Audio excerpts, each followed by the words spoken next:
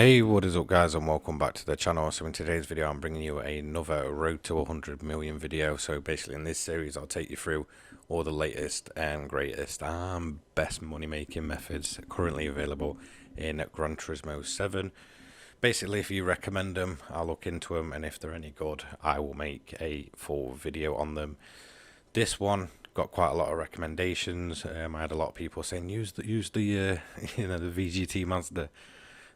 So yeah, thought I'd finally make this video. So as you can see, it is 1 million from the Mazda dealer in the Asia section, brand central. Make sure you're getting the VGT version, not the Group 1 version, which you can see just next to it there. Basically, yeah, a strange looking car, a weird looking car, but yeah, very good. Onto the setup next, which I will give you in just a second. So here we go, let's talk you through this setup. Make sure you purchase the racing hard tyres because they're pretty much essential. You're not going to have to basically change your tyres through the event. Anti-roll bar you want it at 6, 5. Your dampening ratio you want to leave. Pretty much leave all of these settings. They're pretty much fine. It's just the anti-roll bar, just tip it up to 6. And then the initial torque you want it at 31, 20, and then 20, 40, 10, 40, and that's what you need to really do on the differential side. We'll get back to the gear ratio soon actually. Downforce, so this is where it's a little bit awkward.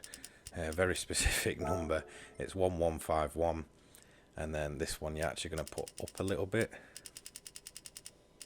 You want it at 1624, so just make sure, again, another specific number. Output adjustment all the way down to 70. Obviously just constantly going to be checking the performance points as we do this. Balance all the way up to 200. Then we're going to take the balance position down to -25. Power restrictor, keep going, and 72. So then we're going to take the gear ratio actually down to 290. This is because the car's actually very good on fuel, even with the shorter gears. You're going to get some insane speed through the corners, and that is going to be it. As you can see, PP is 799.94. So the event we're going to be using is in Europe. It's the Sardinia road track, and it's obviously going to be the World Touring Car 800 event. So just enter it just like so. I think most of you should know where it is by now. So let's get on to the actual strategy. The first thing you want to do is put your fuel mix at 2. It's pretty much going to remain there for the rest of the race. You don't need to, sort of keep going back and forwards. One thing to note with this car, it has insane downforce through the corners, really stable, very quick to sort of carry its speed through. Not the best on the top end. You'll actually notice that the gears, you'll be kind of using a lot higher gears than you naturally would. That's obviously because we've got this shorter gear ratio on. Main thing you want to do is just kind of keep an eye on your fuel. At the start, obviously, what I've done is just turn the AI to easy. If you're just grinding money, there's no point basically trying to penalise yourself. Put the AI down on easy and just kind of make your way through them nice and cleanly. One thing to note is that the only time you'll ever lose your clean race bonus is if you basically overtake on the yellow flags and such. Apart from that, you can hit the wall, you can hit the AI, all that good stuff, but the only thing that's going to do is kind of like cost you time over the long term. Obviously that's the main thing you kind of want to be wary of if you're grinding for long periods of time, is just kind of how much time you're going to save overall. So pretty much every second counts. Especially when it comes to obviously trying to get the 20 mil plus cars. Hence why I called this series basically the road to 100 million, because essentially if you're going to max it out, you're going to have plenty of money to basically buy a good chunk of the cars each time you pretty much hit that point.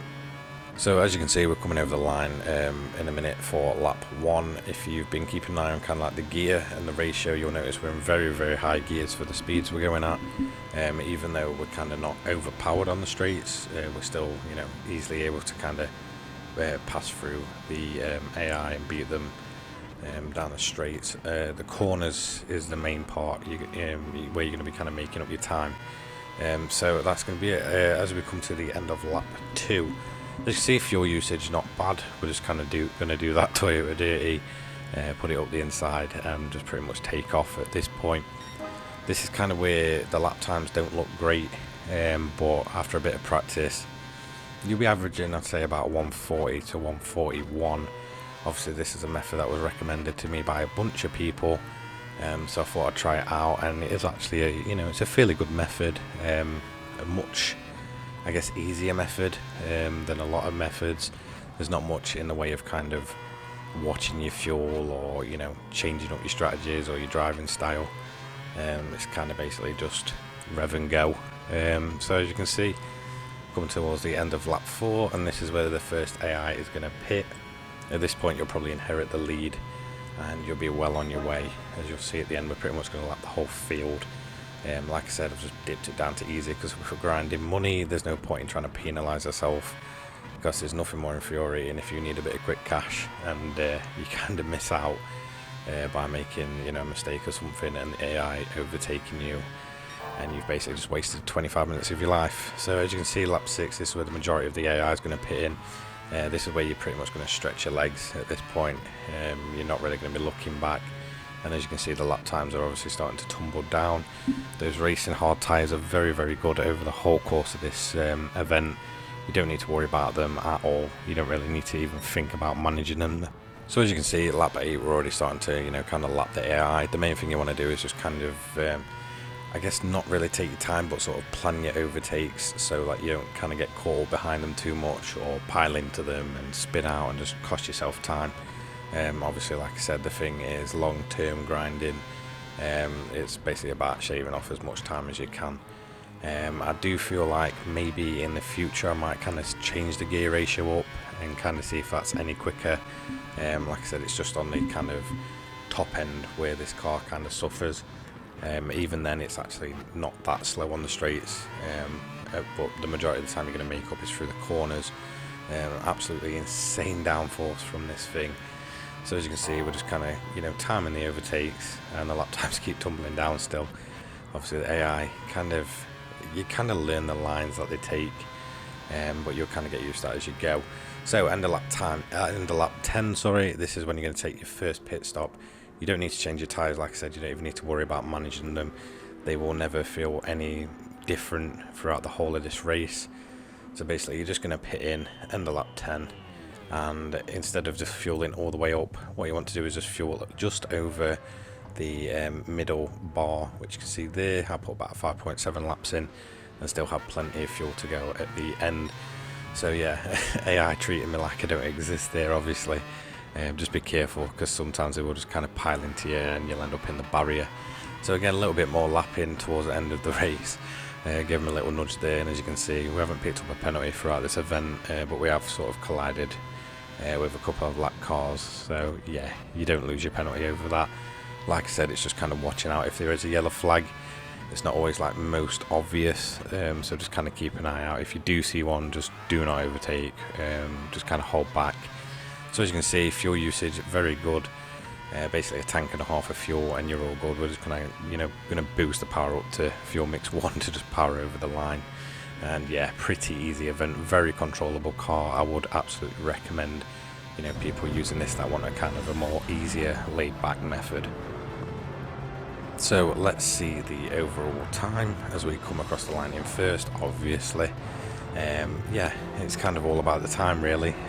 Let's see where this compares to previous methods. So overall a 25 minutes 56.4. That is with, I guess, me kind of getting to grips with the car. So it can be definitely improved on. I'd say it is probably possible to get around about 25.5 minutes. As you can see, 727.5k in around about 25 minutes, so not too bad at all. So overall, would I recommend you trying this method? Personally, yeah. I mean, the car's only $1 million, cheaper than the Toyota. That's kind of the most popular. I'd definitely recommend saving yourself about $2 million and kind of giving this a shot. It's not too shabby overall, and it's very controllable. So if you are not the most confident driver in Gran Turismo, then I would definitely kind of recommend getting on top of this method. Obviously, just using that tune that I gave you. You can actually leave the gear ratio at default. You don't actually have to edit that. So just let me know if you kind of left that there.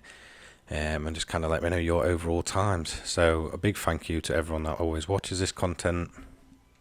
Don't forget to like, comment and subscribe, and I will hopefully see you all in the next one. Take care, guys.